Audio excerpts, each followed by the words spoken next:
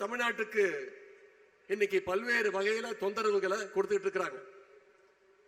நிதி உரிமை, கல்வி உரிமை, மொழி உரிமைன்னு ஒவ்வொரு உரிமையா மாநில உரிமைகளா படிச்சுட்டு இருக்கிறாங்க.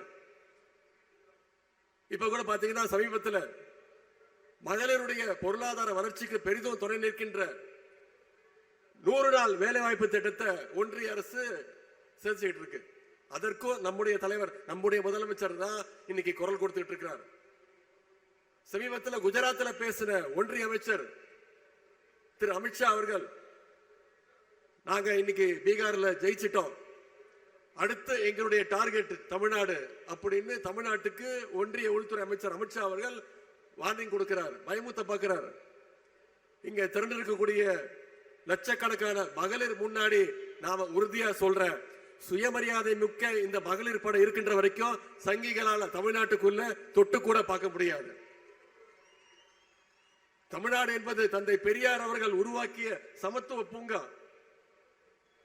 இங்கே அமைதியும் சகோதரத்துவமும் மத நல்லிணக்கமும் தான் என்னைக்கும் நினைச்சு நிற்கும்.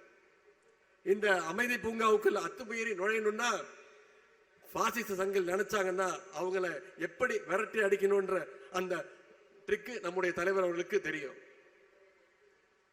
தமிழ்நாட்டுடைய அமைதியை சீர்குலைக்க ஒருபோதும் நாம் அனுமதிக்க மாட்டோம். பாசிச சக்திகளுக்கு சலாம் போட்டு தமிழ்நாட்டுடைய கதவுகளை திறந்துவிட நாம் ஒன்னும் அதிமுக கிடையாது. அண்ணா உருவாக்கின திராவிட முன்னேற்ற கழகம், கலைஞர் வளர்த்தெடுத்த திராவிட முன்னேற்ற கழகம், தலைவர் அவர்களால் வழிநடத்தப்படுகின்ற திராவிட முன்னேற்ற கழகம். ஆகவே பாசிஸ்டுடைய பாட்சா என்னைக்கும் தமிழ்நாட்டில் பலிக்கவே பலிக்காது. உடன்பிறப்புகள் விட மாட்டாங்க. பாசிஸ்டுகள் இன்னைக்கு பழைய அடிமைகள், புதிய அடிமைகள் எத்தனை பேரை கூட்டிட்டு வந்தாலும் தமிழ்நாடு என்னைக்குமே தலைவர் சொல்வது மாதிரி டெல்லிக்கு அவுட் ஆஃப் கண்ட்ரோல் தான்.